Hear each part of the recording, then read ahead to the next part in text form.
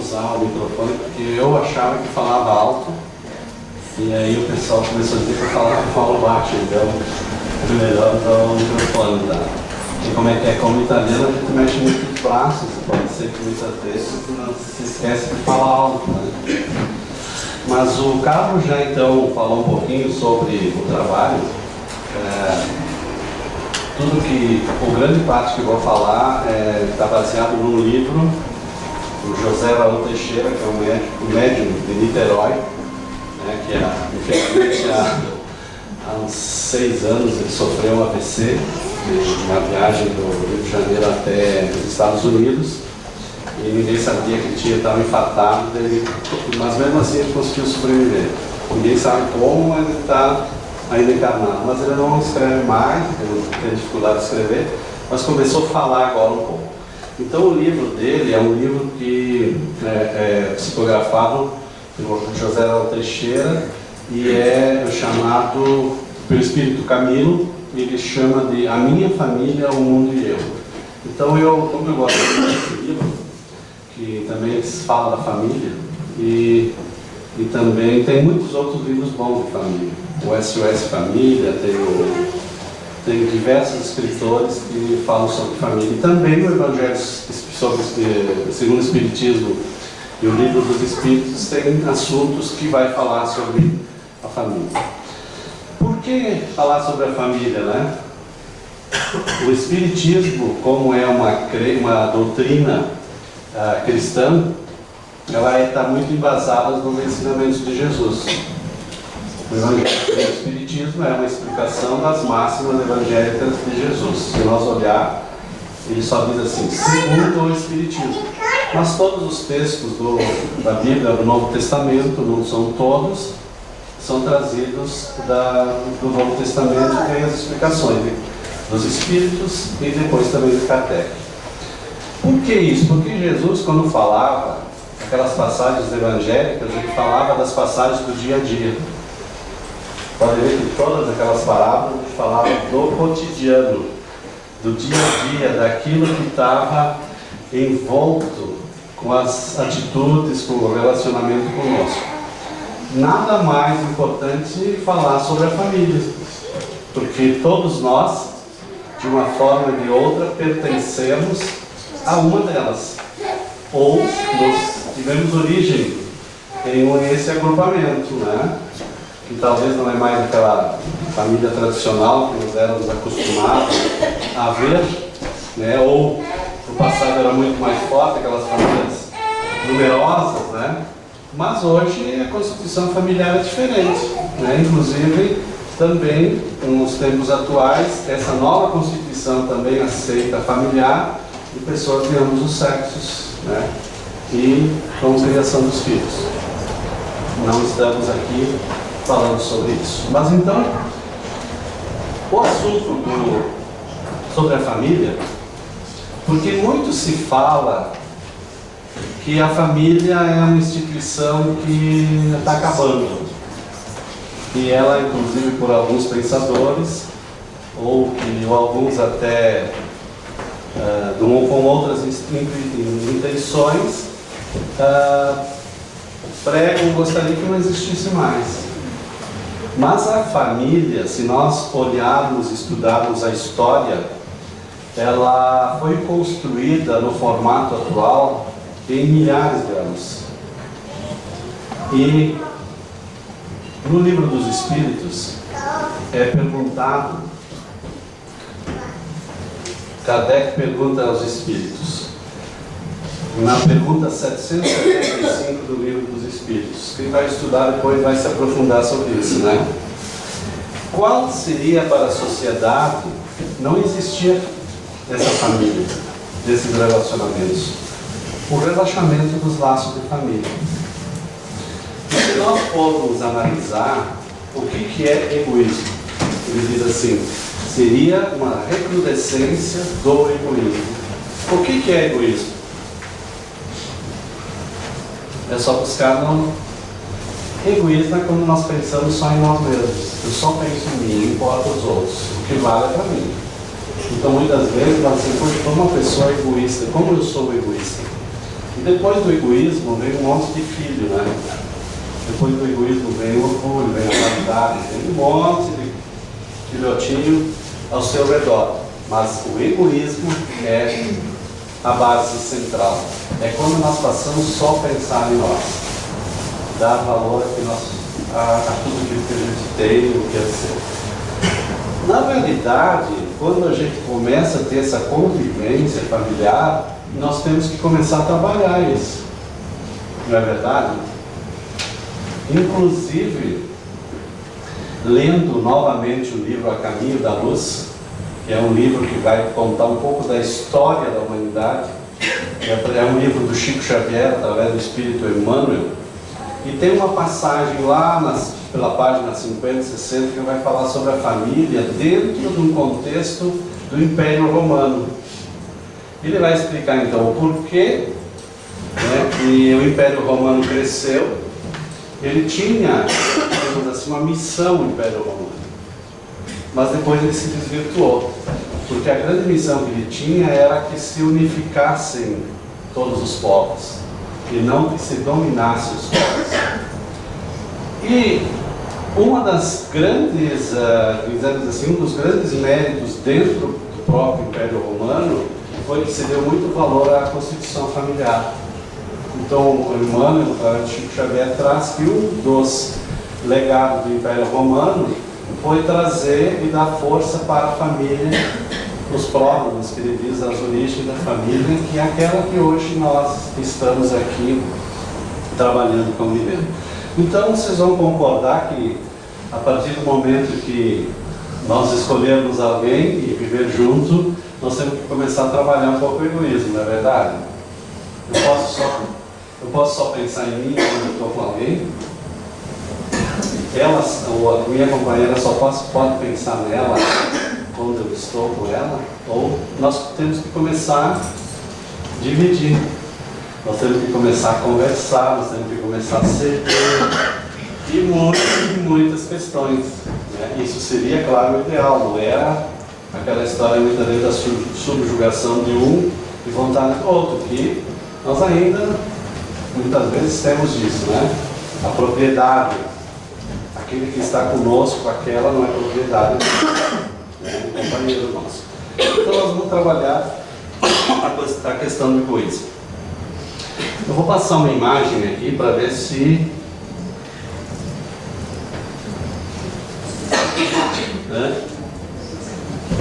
é uma imagem, não sei se está aparecendo direitinho ali, ó. Dá para ser egoísta o pai e a mãe quando tem essa prole toda juntas? Aí só são 6, todos vivos. Tem uma família, é um fato legal, foi nos Estados Unidos, hoje eles devem estar lá com seus perto dos 20 anos. 6. Mas aí a gente traz uma exceção, né? Mas digamos que é 2 e que é 3, né? Eu sou 8 irmãos, né? E pior que eu era um dos mais jovens, então era o que mais sofria, né? O que sobrava era para mim. Mas, né? Era uma felicidade só porque era uma festa todos os dias brincando, né? Mas olha só, então nós não vamos exercitar a questão do egoísmo. O que faz uma mãe dessa? Todo mundo chorando, dando uma madeira ao mesmo tempo. Ah, vamos sair, eu quero ir no banheiro, fazer cocô, fazer xixi, não sei o que. Meu Deus, né? E é assim que vai começando as coisas.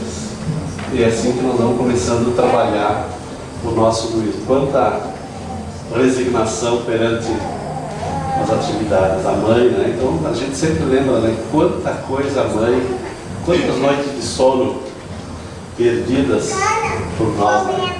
É só quem tem filhos para saber quantas noites de sono, né? E aí nós vamos ver então o seguinte, está no livro dos Espíritos exatamente isso, que dentre os vícios, o egoísmo é o mais radical deles. E na pergunta 914 vai dizer que o egoísmo ele fundamenta-se exatamente, puramente na questão pessoal. E que à medida que os homens se esclareçam sobre as questões espirituais, passam a dar menos importância às questões materiais. como é bastante assunto, tem que passar às vezes umas coisas interessantes. Esse livro também ele tem 50 e poucos textos, né?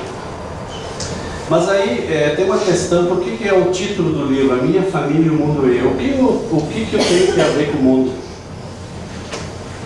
O que eu tenho que ver com a cidade onde eu moro, com o estado onde eu vivo, no local onde eu moro? Eu tenho alguma coisa a ver com isso? Ou não? Eu sou responsável por muitas coisas que acontecem. Se não estão pensando, tem que pensar, né? E aí vai dizer o seguinte, essa é uma das passagens. Como Cristo deixou claro que aquele que não consegue ser fiel nas coisas mínimas, nas coisas pequenas, também não o será nas coisas máximas. Cabe a ti, cabe a nós, aperfeiçoar os nossos pensamentos e raciocínios na nossa micro-humanidade doméstica. Então, o que é a família? É a micro-unidade celular, digamos assim, é uma sociedade.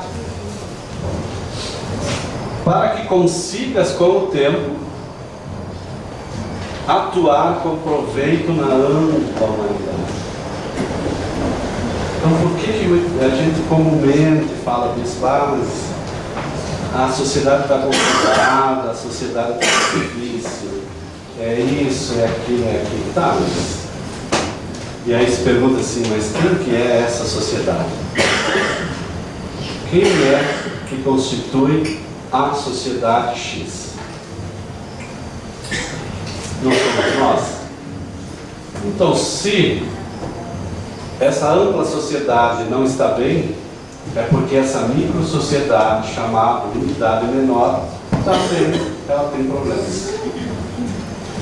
Então, por isso que se diz que primeiro nós temos que começar por nós mesmos.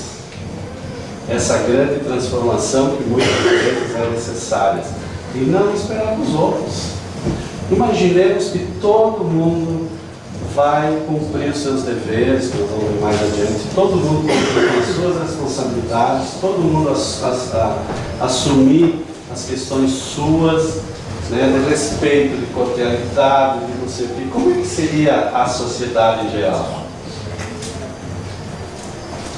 Seria aquela que nós almejamos. Então, o que nós temos que trabalhar é exatamente começando pelo nosso lar, começando pela nossa casa, começando com as nossas relações entre nós, para que depois isso se expanda, né?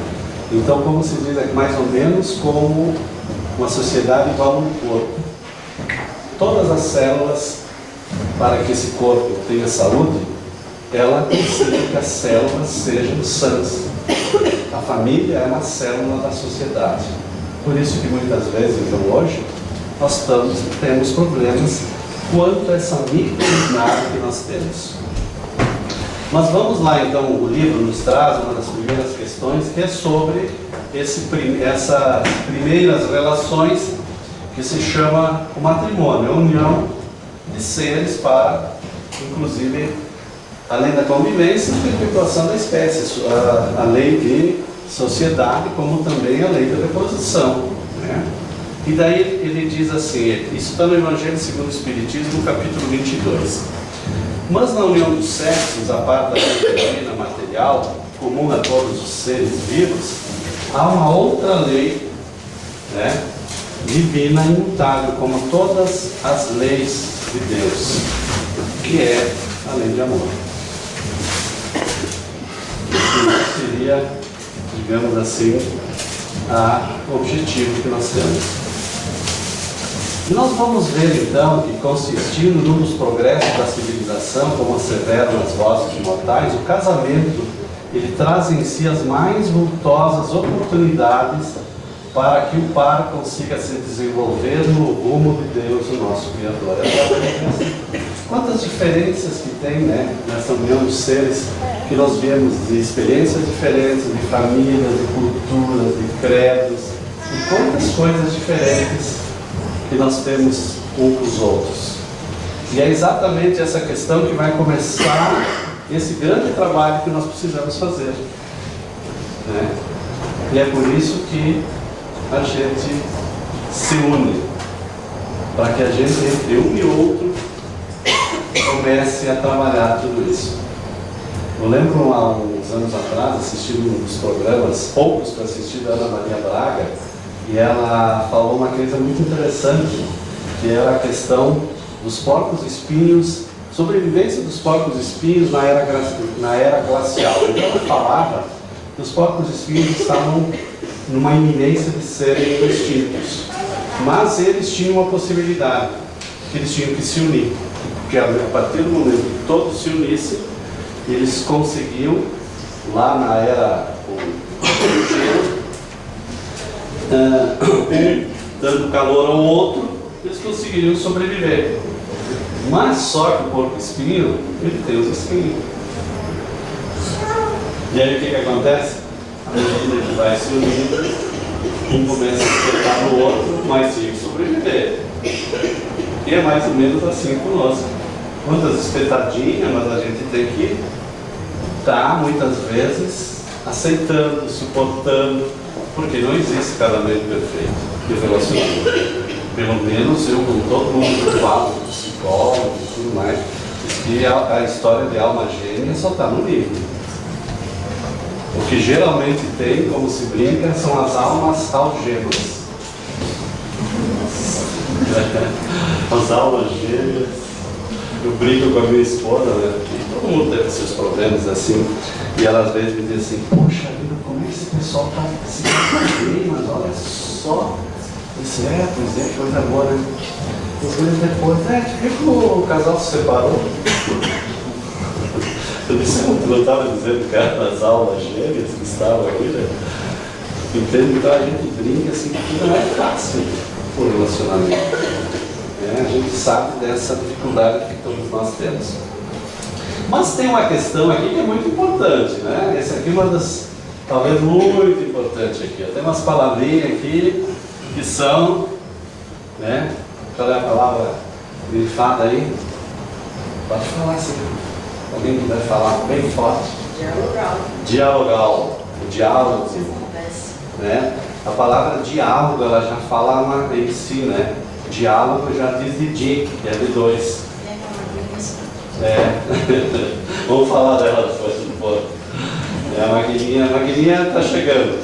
Já chegou. Então aqui é a questão do diálogo, né? Diz assim, ó, nada obstante todos os percalços surgentes numa relação tão especial como é a união íntima entre duas almas, que somos duas almas, né? Que viemos não sei da onde, com as suas cargas espirituais, etc, né? E o que não deve deixar de lado é a prática do diálogo, né? Que seja cada vez mais entranhada a amizade. Uma das grandes questões dos relacionamentos que é trazido é a falta de conversa, é a falta de dialogar, é a falta dessa convivência, de trocar ideias, de discutir no bom sentido que ele está dizendo aqui, né? Graças à mantença do diálogo, o casal consegue forças para superar os tempos mais difíceis, picudos, no relacionamento providencial, com as lutas devidas, os dias porvindouros de ventura. É a falta do diálogo, da conversa. E a falta do diálogo não é querer aquela situação de querer ter razão, né? E muitas vezes se diz assim, tu quer ter razão, ser feliz, então deixa assim, né? Quando a gente é conversa. E aí a amiga falava que hoje, além do outro fator, tem isso aqui. Conhece isso aqui? Sim. E aí? Ninguém tem?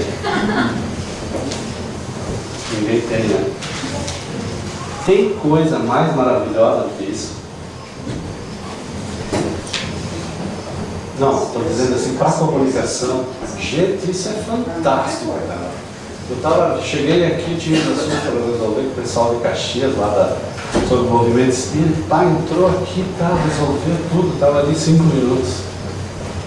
O que nós não podemos é ser escravo dele e saber usar as tecnologias.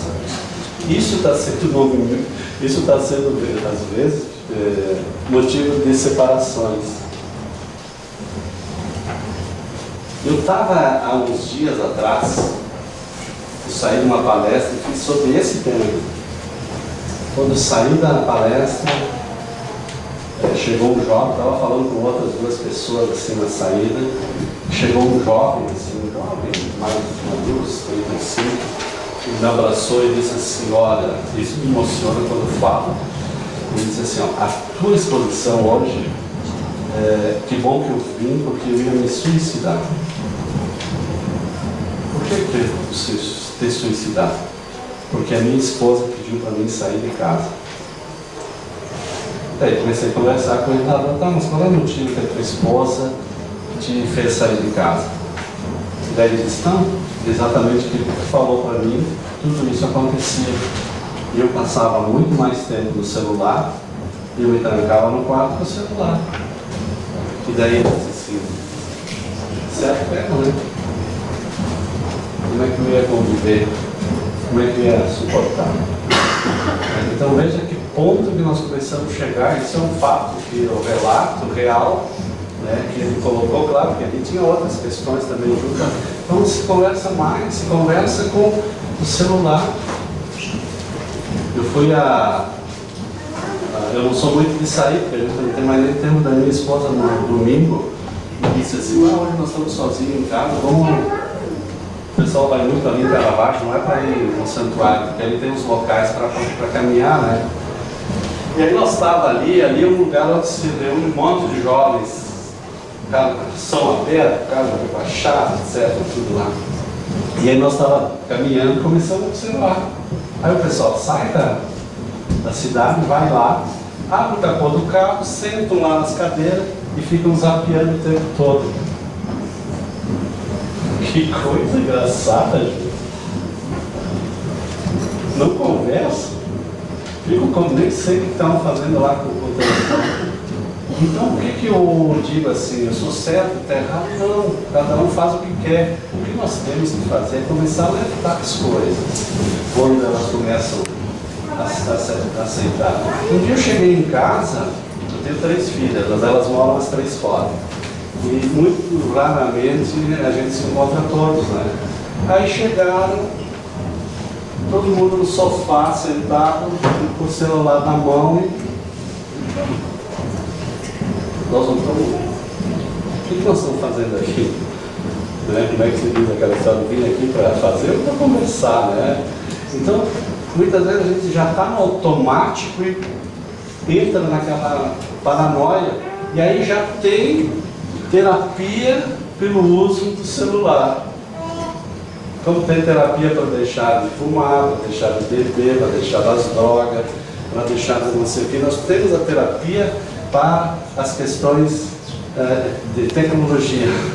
Porque o cara está tão viciado que ele está todo momento, não desliga mais, ele está colocando do lado dele o WhatsApp, e quando dá o toquezinho ele acorda. Então não dorme mais.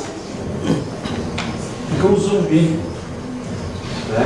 Então, claro, essas questões todas entram nessa questão. E aí, então, quando nós se envolvemos com tudo isso, entra a questão do diálogo. Quando eu cheguei aqui, eu estava olhando o celular. Vocês prepararam? Não? Se eu tivesse um lugar, vocês diziam assim, como é que eu estou falando do celular se quando eu cheguei aqui eu estava olhando diretamente o celular? Então eu vou dizer o motivo que eu estava. Eu estava procurando eu não achei depois digamos assim, um comentário que o Bill Gates dava, uma declaração que ele deu à emissora de TV americana, ou algum encontro, uma palestra que ele fez. E aí ele fala que tem 4 coisas importantes para ele, para a felicidade. Eu me lembro de 2, porque eu li muito rápido. Gates. A primeira delas, que eu me lembro, era a questão da caridade, do auxílio às pessoas. E aí ele coloca até os valores que ele e outros bilionários doaram, mas ele diz também que nós deveríamos ter isso como uma prática, e que pode ser muitas vezes 50 centavos, $1, que ele fala, aquilo que a pessoa possa dar. Mas o que mais me chamou a atenção no que ele falou, como ele que é bilionário por causa da tecnologia, da Microsoft, ele diz que a pessoa tem que passar mais tempo com a família. O Bill Gates estava falando isso. Se você procurar na internet, talvez a gente possa conseguir. Eu tentei pegar aqui, não sei quem é que me mandou. Ele diz assim, uma das questões que ele faz e que ele, digamos assim, prega, é que nós deveríamos passar muito mais tempo do que nós passamos com a nossa família. Então me chamou a atenção, porque se imagina que, bilionário como ele é, ele deveria estar trabalhando muito, né? Então ele diz que isso ele sempre fez na vida dele, dedicar bastante tempo para a família, né? Então, quando diz aqui o Espírito Camilo, ele diz que quando o casal perde o gosto por conversar, por trocar ideias e por discutir não é estar brigando, viu? Tem que discutir, é conversar. As opiniões são diferentes uns dos outros. Afinal de contas, nós somos 7,5 bilhões de seres aqui na Terra e nenhum é igual. Pode ser fisicamente, mas espiritualmente não tem nenhum. Porque todos nós somos espíritos diferentes. E daí ele diz,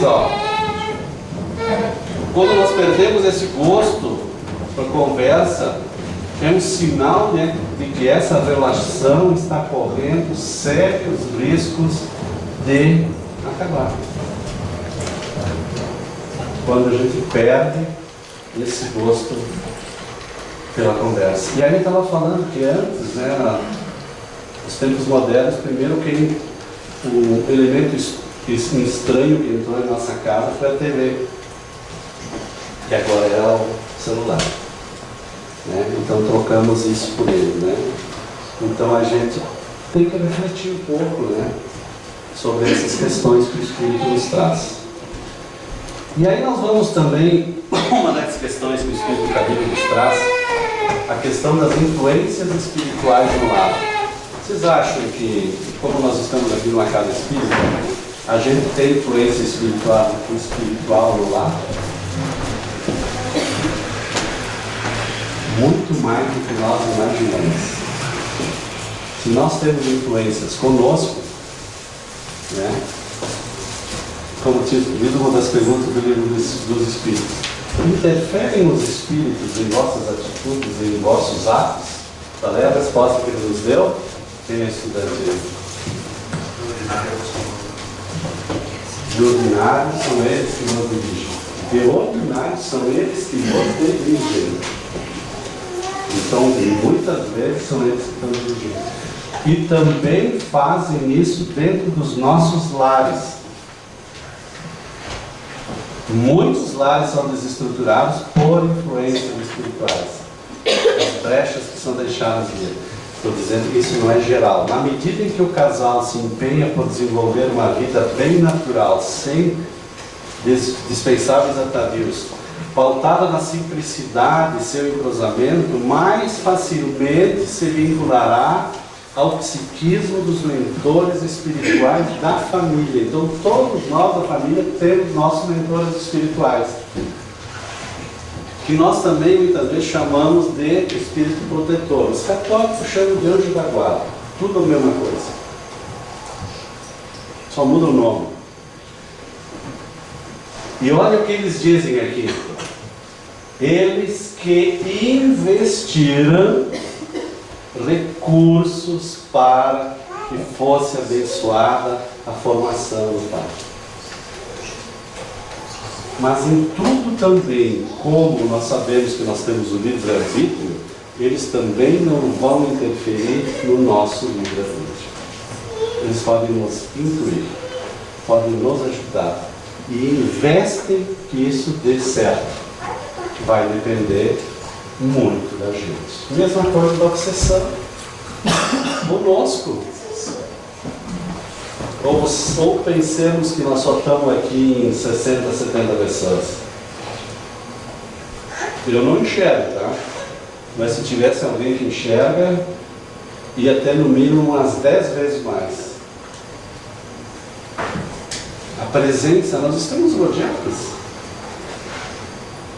pelos irmãos que já partiram, né? Porque o mundo não é somente esse onde nós estamos. Então nós temos que também ter essa consciência quando a gente começa a dizer assim, ó, que quando muitas vezes nós discutimos aquela questão apaixonadamente em agressões, isso, os nossos irmãos que não querem que essas coisas andem bem, eles não fazem grandes esforços, eles só potencializam. É isso aí mesmo, viu? É isso mesmo. É a mesma coisa que botar gasolina no fogo. Só dando, não precisa fazer grandes esforços. Né? Por isso que a gente tem que ter muito cuidado em tudo que a gente pensa, que a gente faz, que a gente age, porque aí que entram essas grandes questões. Por que se hoje, você que o Carlos faz aqui no domingo, vocês fazem a questão do Evangelho, né? Por que hoje se fala muito da questão do Evangelho do lar? Porque é bonito, porque os espíritas pedem para fazer, porque isso tem um efeito. Porque um dos antídotos para isso tudo, uma prevenção, é a prece. A prece, a oração, a prática do bem, o respeito, tudo isso é importante. Então o Evangelho do lar é aquele momento em que se senta, se conversa, que vai se falar sobre coisas boas, que vai se pedir proteção para o lar onde nós estamos, mesmo aqueles que estão muitas vezes distantes, através do nosso pensamento, etc, etc. Por isso que hoje se diz, no passado se diria o seguinte, e pelo menos eu fui criado assim: me diga com quem tu andas, que eu te direi com quem tu és. Não era assim que se falava? Hoje, pela visão do conhecimento espírita, isso mudou. Que diz assim, me diga o que tu pensas, que eu te direi com quem te acompanha. É questão de sintonia. É exatamente essa nossa questão da sintonia. E não é só o Espiritismo que nos traz, a própria ciência já vem falando nisso. Por que muitos médicos já espiritualistas dizem que a prece pode curar, que a oração ajuda a curar, que ter uma crença pode curar? Não são só os espíritas que estão falando. Tem um cardiologista lá da cidade, que é muito famoso aqui em Porto Alegre, o Dr. Luquez, que fala isso há muitos anos, que tem livros, inclusive, editados, que fala sobre a força da fé, a força da oração. Então, né? Então era isso que, no passado, eu lembro que nós fazíamos Evangelho do Lar, sendo católico. Alguém lembra como é que era feito o Evangelho do Lar do passado? Capelinha vinha também, todo mundo ajoelhado, na cadeira virada, e rezava o texto. Era no chão. No chão. Esse era o nosso Evangelho do Lar. Era a forma como... Era o momento que a família, todo mundo se reunia e rezava para os católicos na época, todo mundo quase era, eu era. Os católicos na época uniam falando o texto. Isso era o Evangelho do Lar, era todas as noites. Agora o Espírita diz, sabe, uma vez por semana, sabe? Então, veja como é importante isso, né? Então nós vamos ver também aqui, ó, que os nossos filhos são muito diferentes uns dos outros, são todos muito diferentes uns dos outros, né? Então diz o Adeilson Salles que ele faz uma questão, falar ou conversar. Ele diz assim, com o filho não se fala, com o filho se conversa. A conversa, o diálogo, etc, etc, né?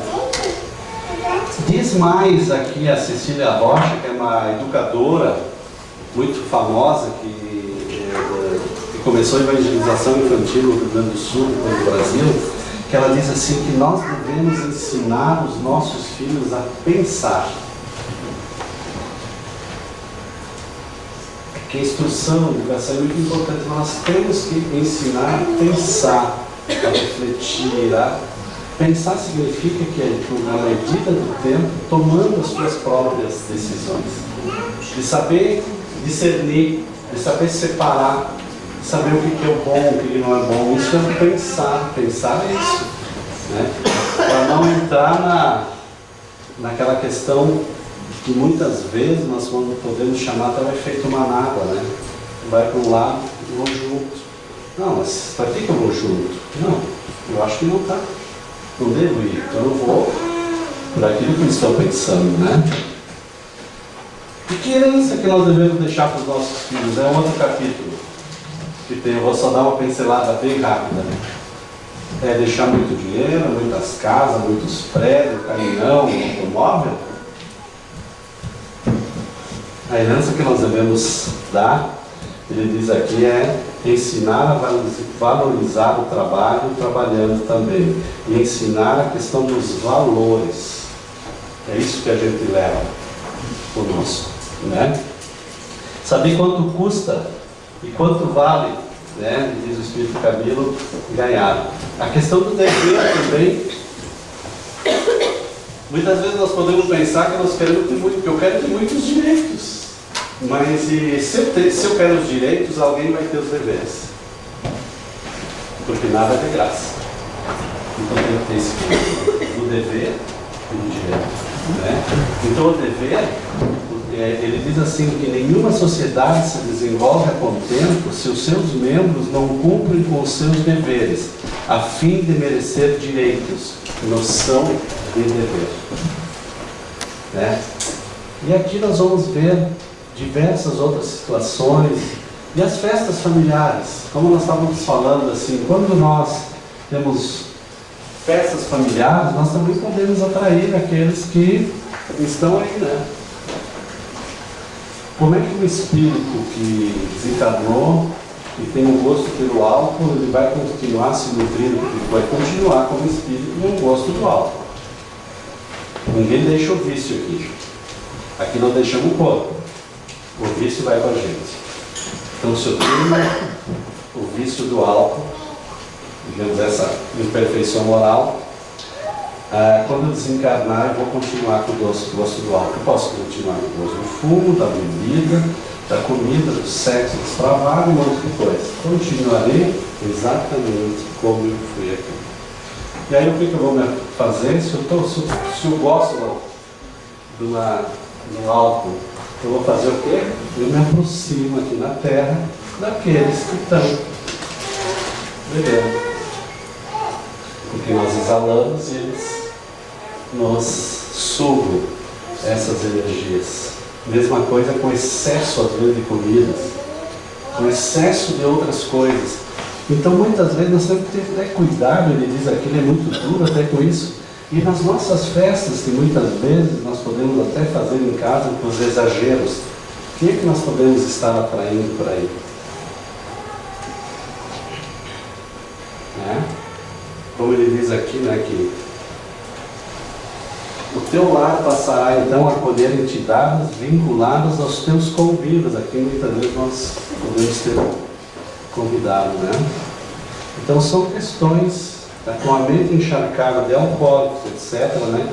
Mais fácil será o estabelecimento dos contatos mentais com os encarnados em situação precária em sentido moral. Traição entre cônjuges, ele fala. Alguém trai alguém?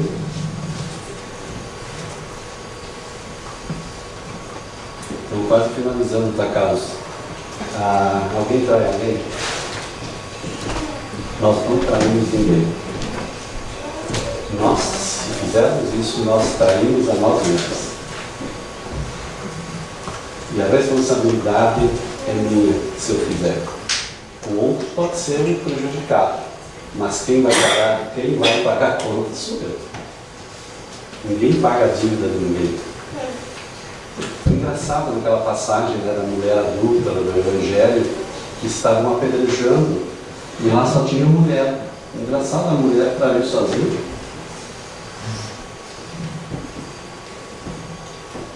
Não tinha homem junto lá? Sabe que tinha, né? Por que então só a mulher leva a culpa? Levou pelo menos aquilo, ficou por séculos e séculos. Então ele está dizendo o seguinte: ninguém trai ninguém. Nós traímos a confiança de alguém, mas a responsabilidade é nossa quando nós fizemos isso. Porque adulterar significa uma visão muito ampla, né? Porque não vai existir adultério onde existe afeição recíproca, né? Então é isso, assim, é bem rápido. Eu pensei que eu ia dar tempo para fazer antes. Esse livro é muito amplo, são 52 capítulos, mas vai falar de temas, e o Camilo, ele tem uma característica: se pegar em qualquer livro aqui do José Raul Teixeira, o Camilo não é para... ele é o espírito que não manda recadinho, assim, eu acho que essas coisas, ele fala muito direto. E o Raul também já é assim. Então era essa mensagem que eu tinha aí, né? Se alguém tiver interesse, quem sabe um dia o Carlos pode adquirir esse livro, é fantástico esse livro, tá?